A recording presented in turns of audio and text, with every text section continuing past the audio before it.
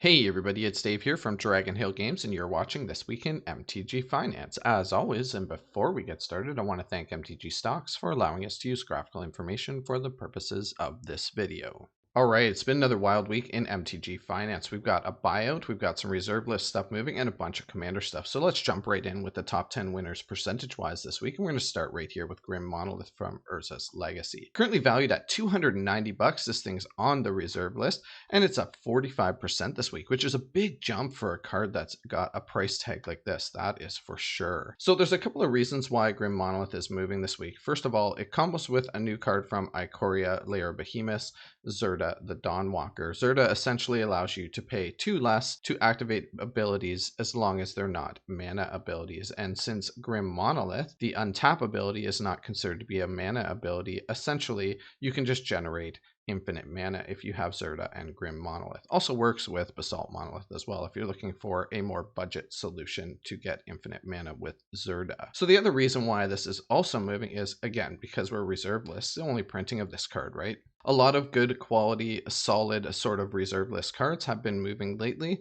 Again, the theory that we mentioned last week was that, US stimulus checks, people are looking for places to dump their money that are relatively safe investments. And you can't get much more safer than something like Grim Monolith because it's on the reserve list, because it gets used. I mean, there's a bunch of reserve list cards that are just basically junk that I would never ever invest in. But a card like this is always going to find home in a bunch of different decks. So it's one that just over time will continue to increase. Coming in at number 9 this week, we have Consecrated Sphinx from Mirrodin Siege, currently valued at $39, and this thing's up 77% this week. Of note, there's a more recent printing from Iconic Masters, which is valued at $30, so if you're looking at picking up a Consecrated Sphinx for yourself, or looking at some for investment purposes, then that is definitely your best bet. And I do think that there is an opportunity here, with this being only $30 and this being closer to 40. There is definitely a gap there, and I believe that gap will close. So Consecrated Sphinx is getting a lot of attention recently because of the Xyrus, the Writhing Storm deck. So that's essentially a wheels deck. You're going to be forcing a lot of draw on your opponents, and anytime you can draw extra cards whenever they draw cards is a pretty good deal in Commander.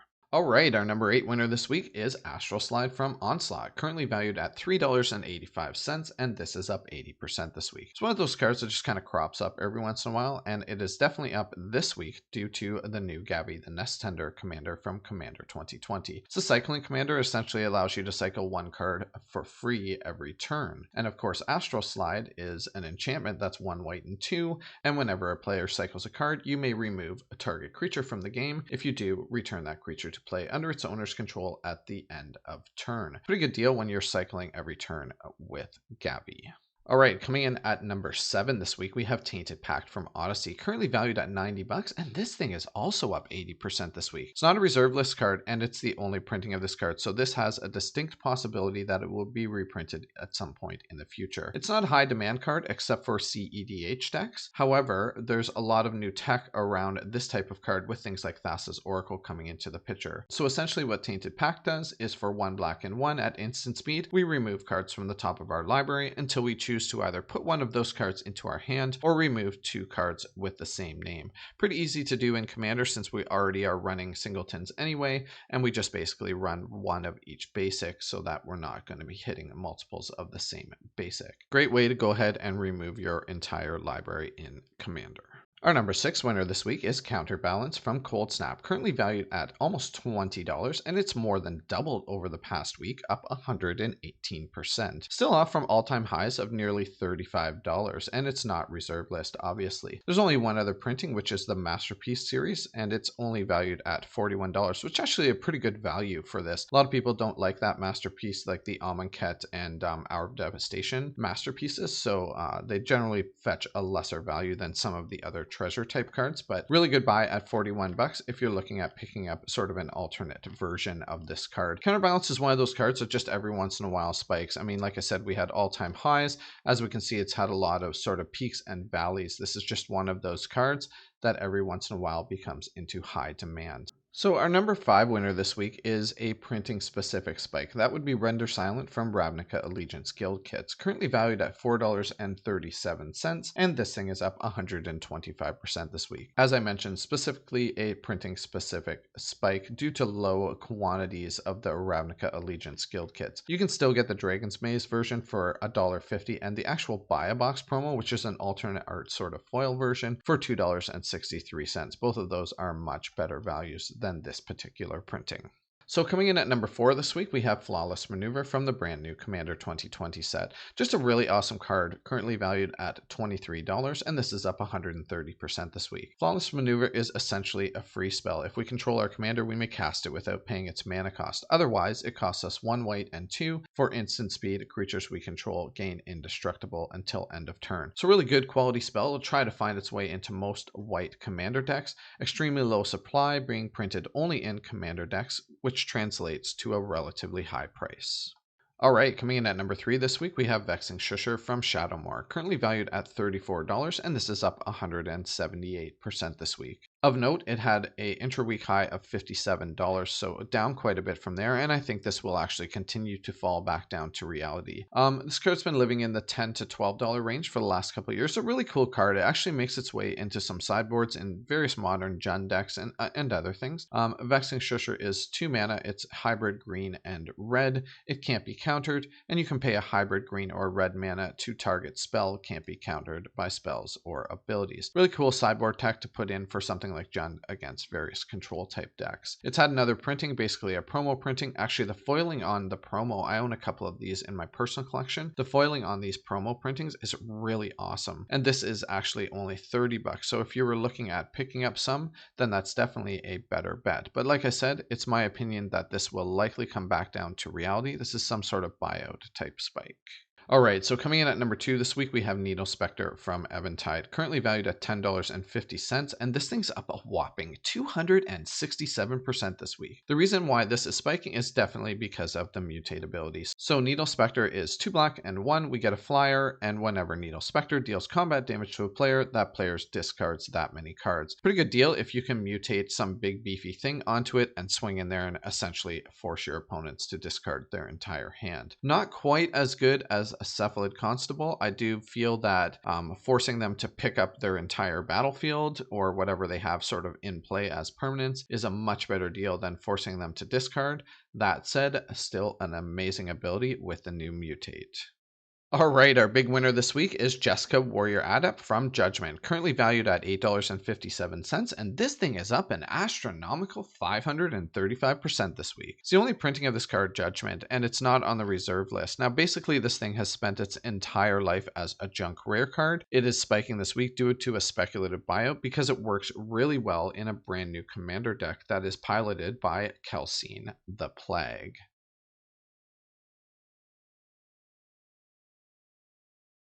All right, before I get to cards I'm investing in this week, as always, if you're a subscriber, you know I want to thank you for being here. I really appreciate your support. And if not, now's a great time to go ahead and hit that subscribe button. I post at least 2 videos every week. I want to kick things off this week with these triumphs. So I want to start things off by saying the only place I think these are ever really going to see play is in Commander. That said, I think they're going to make their way into a lot of different Commander decks, that is for sure. So what's a good price on these? Well, if you remember a couple of weeks ago, I said not to go ahead and pre-order these at around $12, and that's where most of them were sort of, at launch time. Let's look at these at around the $12 mark. And most of them have dropped down into the $5 to $6 mark, which is about where I figured they'd probably land. In fact, Ketria Triumph is starting to come up off its bottoms. It had an all-time low of $5.42. So we're back up to $5.80. There's a distinct possibility that once a lot more of this gets opened, and because they're not going to see a ton of play in standard, I mean, they do pop up as sort of 1 or 2-ofs in some decks. But like I said, mostly this is going to be commander demand going down the road. We might see another dip of $1 or $2 possibly.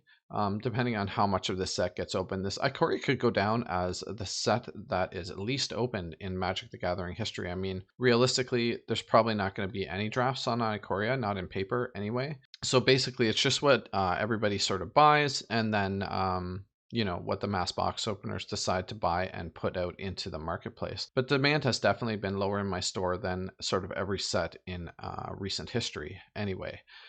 So that aside, very difficult to tell exactly how much of this set's going to get open. So I do believe that these cards long term are, sort of $10 to $15 cards if they don't reprint the hell out of them in various commander sets down the road, which I can't really see. So at this point, I would be looking at Triomes at, I think, $5 to $6 is a great point to be jumping in and picking up your play sets or however many you want for sort of personal use. If we get down into $3 to $4 range, that's the territory where I become a heavy investor in these cards for the long term. All right, the next couple I have for you guys this week are a couple of these Mystery Booster retail exclusive printings, and that's specifically these legendary champions of Kamigawa lands, the Minamo School at Water's Edge and Shizo Death Storehouse. Both of these were underplayed in Commander to begin with, and that was mostly because of low supply. Champions of Kamigawa was a long time ago, and the supply on these two lands was relatively low, so they're difficult to find. Now, there's a bunch of new supply obviously injected into the market with these Mystery Booster retail exclusive. A lot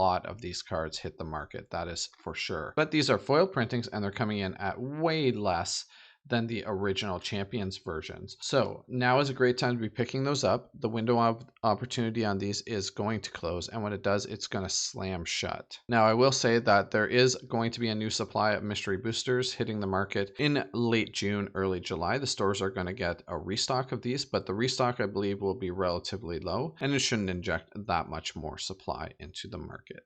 All right, last but not least, we have Drannith Magistrate is our speculation play for the week, currently valued at $3.46, and this card's on a general downward trend, which I'm okay with. I'm picking up as many copies as I can at this price, and the more it drops, the more I will continue to increase my stake in this card. Really, really good in Commander. Yes, it's oppressive. I mean, your opponents can't cast spells from anywhere other than their hand, so of course that includes the command zone. That said, it's a 1/3 creature. So, I mean, if you can't deal with a 1/3 creature, then you may need to reevaluate your strategy in Commander. I mean, I play in relatively competitive play groups. They're not like CEDH groups, but they are very competitive play groups. A lot of infinite combos that get put out there, turn 5, 6 later in the game type of things like that. And the decks I play with and play against can deal with a 1/3 creature that offers up no protection. So card has a lot of value in Commander, and I think that going down the road, this card has a lot of potential upside. All right, I really hope you guys enjoyed watching This Week in MTG Finance. If you did, go ahead and smash that like button. It really helps me out, and we'll see you again soon. Bye for now.